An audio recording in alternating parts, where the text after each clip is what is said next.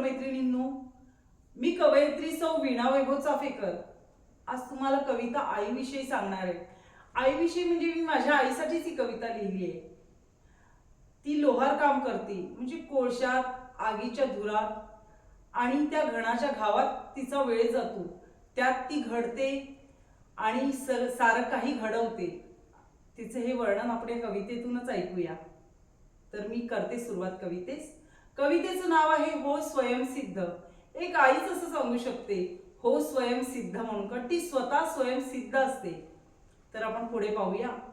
कोळशाचा धूर ती आनंदाने सोसते। घणाचे घावही दिवसरात्र मोजते।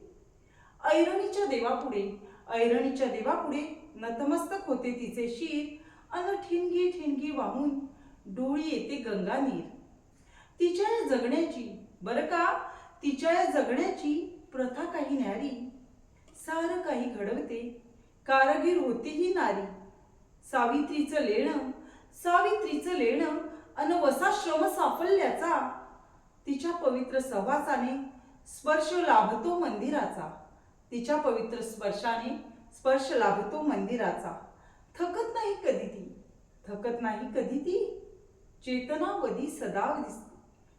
नाही कधी ती चेतनावधी सदा दिसते। घरादराच्या शोभेसाठी तिचे मन ठाई ठाई झिजते।